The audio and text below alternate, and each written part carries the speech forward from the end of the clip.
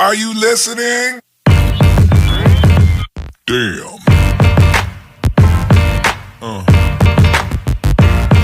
Yeah.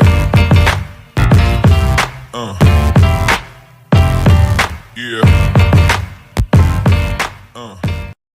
Another episode of Trash Talk. TJ O'Connor with me as always, my partner Damian the Wolverine Hill. Trash Talk is joined tonight by number 3 ranked heavyweight John Loeken, who's fighting November 15th at Jackpot Junction Casino for Driller Promotions against James Norris. Trash Talk is sponsored as always by Valhalla Combat Sports Incorporated, Ink Shrinks Tattoo, and Mile High CBD Buds. How you doing today, John? Not too bad, bud. Just got to working overnights and just got back into Minnesota, so feeling energized. What was that? You just got back to Minnesota. What do you do? I work on a oil drilling rig. Oh, Western North Dakota. Like Joe Dirt. Wow. You done with that apple core? Okay. How long are you usually out when you're working and stuff? Do you like pretty much travel back and forth? You stay out there a few nights and then come back, or do you stay out there like a week? I do 2 weeks on, 2 weeks off. Oh wow. Yeah. Man. So I'm trying to think, like my first let me see. I think my first 4 fights I was out there doing this schedule. Yeah. Actually sorry, you were out there during camp? Yeah. Man. Oh, wow. Yeah. But you got the rest of the week off, and you got next week off too, right? Please tell me that. I got 2 weeks off. Oh, beautiful. So you get to finish out this last week, and then after the fight, you get a whole week to actually rest for once. Yeah. Dude, the dedication that you had, dude, wow. Yeah. Fucking hey, dude, I already appreciate the fighters a lot, you know? I mean, probably, I don't know, fighting is my life, and I don't know, I live for the fighters, you know? And fucking hey, when I find out guys are this dedicated that they go through this much leading up to the fights, it's just like, dude, fuck, you did, I mean, definitely. You deserve some recognition. Sorry, I have a hard time expressing myself sometimes, dude. Like, damn, like some other people's passion inspires me and makes me feel good. And dude, you with you doing that every time, especially before fights, fucking hey, dude. Yeah, dude, it's nice. I mean, with this job versus because I worked out there, and then I left there, did road construction, and I took a fight my first year with that road construction job out in Milwaukee. And dude, I was working 6 days a week, and like, dude, I've never backed out of a fight. Like, I totally was not ready for that fight. Like, I tried to train when I could. Dude, I was working like 16, 17-hour days, and like, dude, it sucked. And dude, that fight, he was a wrestler, and he went to go do a single leg or something. I can't remember. Got the underhooks, and he left his neck open, dude. And I got that guillotine. I thought my coach said pull guard, dude. I did the laziest pull guard, dude. I just laid back. I didn't even try to engage my hips and wrap my legs around them. I just laid back, dude, and it sucked. So I was like, after that fight, dude, I didn't take any more fights in the summer because I was like, I just can't train. I couldn't train, and but yeah, dude, with this job, it makes it easier, like financially, where I can afford to travel and get my time in. Right? So hell yeah. Well, I'm glad that you found the balance. You know, I mean, fucking hey, dude, and trial by fire. You know, you learn from that first one. Yeah, dude, exactly. I mean, dude, the dude beat me. That ain't an excuse. Like he beat me. Yeah. And I ain't gonna use that excuse. I wasn't training. It's like, dude, I've gotten in so many fights before I even started training. And it's like, I ain't gonna take that away from him. Yeah, but you learn from experience. You know, it's like, you're not gonna make any excuses, but you always have in the back of your mind, like, hey, things could have been different. You know, if I did things differently. And yeah, that's what I wanted to say. Is dude, speaking of this, like, dude that I worked with, we were sitting in his truck after work, and it's I can't remember. I think it's like KB. It's called Undefeated. Yeah. And he's like, yeah, dude. He's like, and he was trying to like show interest in me fighting. He goes, dude, what is your record? I was like, I think it's like 6-3-1. He's like, oh, so you got a couple losses? I said, yeah. He's like, you saying you wanted to walk up to this song? I was like, yeah, it's actually a pretty good song. He's like, yeah, but this song says undefeated. He's like, yeah, dude. Yeah. He said, dude, this dude is like 140 pounds, just roasted me. Yeah. I'm Oh like, my God. but that's the thing though, dude, is like with fighters, it's like, you fought that dude, but guess what, dude? After that fight, like my 3 losses, like, I think if I got a rematch, I want to say like things would be different. Like, I feel I could win. And this isn't every other sport. Do you get a new season and you're undefeated? You can go undefeated again in other sports. You know, this one, but you are on 2-fight win streak. So you're undefeated in your last 2, asshole. So that guy. I lost to Kalen Hall fighting for that jewelry. Oh, damn. Damn. I wish I was more like TJ and came more close to my stats. Dude, no, it's that's what I think is to say though, is you're talking about the experience. I mean, and we always talk about on the show is how, you know, especially at an amateur level, you win or you learn. I mean, just because you learn so much from those experiences if you're willing to take it from there. I mean, we all know people where their ego's a little too big and they don't want to accept the real reason, you know, why things happen, and they don't learn from it. But even learning outside of the cage, like you said, I know now what time of years I'm looking for fights. So I mean, that's a different level of experience going into this fight, because I mean, you can look at your record, like you said, you've had 10 amateur fights, and those have been spread over, I mean, about 6 or 7 years. So there's a lot of experience that goes into that leading up to this fight. One of the things I wanted to kind of touch on, we were talking about it before we started recording, is there has been a little bit of a gap from your last fight here. What was the main thing for that? And it sounds like you refound your passion for this, which could be a scary thing for your opponent for sure. Yeah, dude. That fight, it was December 17th, 2017, and the guy that I was fighting, he was I think he was like 5-3. I think 5-3. 2 of his losses were against Southpaws, and so I can fight orthodox or southpaw, and I'm comfortable. And as soon as I switched into southpaw, all of a sudden it was like, I don't know, switched. All of a sudden, he threw an outside leg kick to as if I was orthodox, but I was southpaw. Came around, got my cup, and my cup, I don't know what happened, my cup twisted or something, dude. And like, it felt like a normal nut shot, dude. It was like, all right. My corner's like, yeah, just jump up, shake it off. And like, as soon as I jumped up and I came back down, dude, it shot up.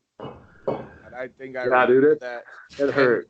And oh my God, I do remember that. And oh my God, I don't think people understand too, like how serious nut shots are too. Like, I mean, granted, it's funny to see or hear that a guy got kicked in the nuts, you know. Yeah. It's human nature to laugh at that. Yeah, dude. My 5-year-old nephew loves punching me in the nuts right now. He thinks it's the funniest thing ever. I'm like, I'm gonna do it back to him one of these days, and he's gonna learn. But it's like the thing is I've literally seen this happen, and it's the craziest thing in the world. The guy was wearing a plastic cup, got kicked in the cup, and it was so bad the cup split, but then caught and pinched skin, and there was damage done. And all I can think about with that story, dude, is there's something about Mary Franken beans. Oh my God! Yeah. That's what happened. That's what happened. On behalf of all men in America, I'm gonna go ahead and just kind of revert the subject back. I'm cringing right now. Yeah. Oh man, just the thought of it. So I mean, long story short, you're back to it. You get the call here to fight James Norris. What do you know about James coming into this fight? He's fought some tough guys in the past as well. So I feel like, you know, on paper this could be an even fight, especially with your gap there. But I mean, the one thing that I was going to say is, you know, your fights have all been spread out, and we always see the improvement. So I'm excited to see what we see here this Friday. Yeah, dude. He likes to stand up. I only watched one video. Kiefer Bender out of our gym. He fought him. What was that? A year ago? last About spring, that, yeah. a year and a half ago, I think. I think it was 2000. What is it? Yeah, 2018. I think he fought him. Okay, yeah. Yep. I think, yeah. And then I watched his Muay Thai fight.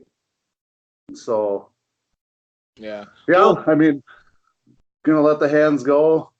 Obviously, we all know that I like to throw some kicks, so yeah. mix that up in there.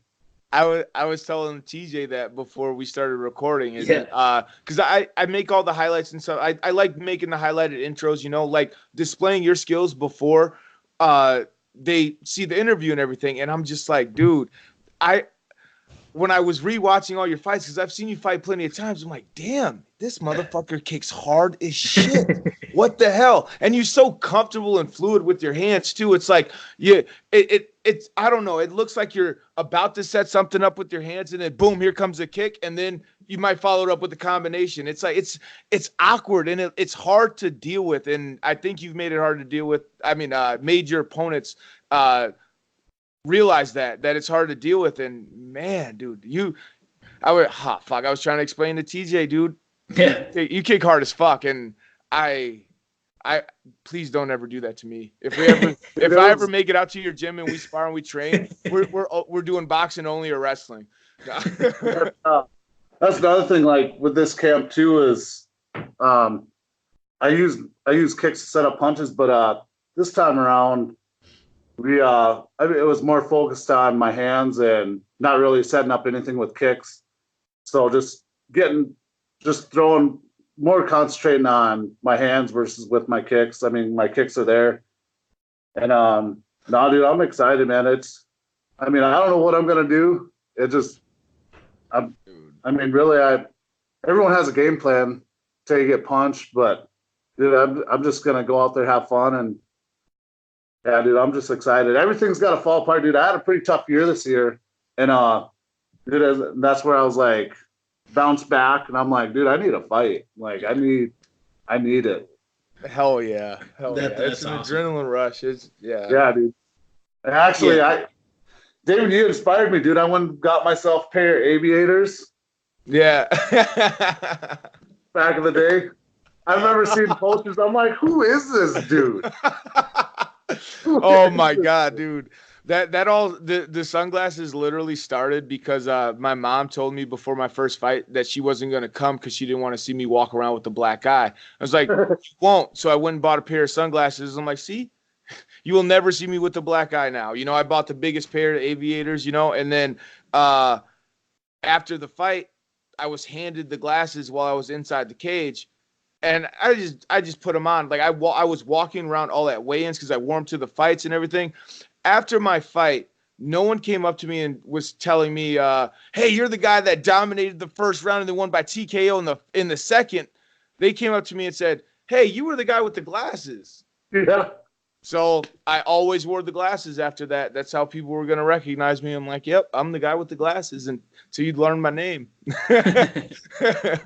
Your right hand really reminds me of Rashad Evans when he knocked out Chuck Liddell. Oh, dude, Chuck Liddell. And, dude, that fight, oh, my God. That was when I realized that I was a fan of Rashad Evans. And every time Chuck loses, it hurts. Dude. Dude, that was the first fight I took personal where I was like, damn. But then, like, I got so amped on Rashad Evans after that fight. Like, I just thought he was never going to lose. Yeah, definitely. It's a fun game. Let's get back to your fight. That's what I was about to say. Yeah. It's a fun game. I can't wait for your fight. I mean, it's always fun when the heavyweights get going, not to mention having two ranked heavyweights. I think this is going to be a fun fight. I think it's going to be a fan-pleasing fight. Obviously, I'm biased when it comes to the heavyweight fights. They're my favorite to watch. I like to see hands get thrown, and I couldn't be more excited for this one. Just before we wrap it up tonight, John, I just want to give you the platform. Is there any teammates, sponsors, anybody you want to thank that's been there for you this camp, and you want to give that shout out to before the fight?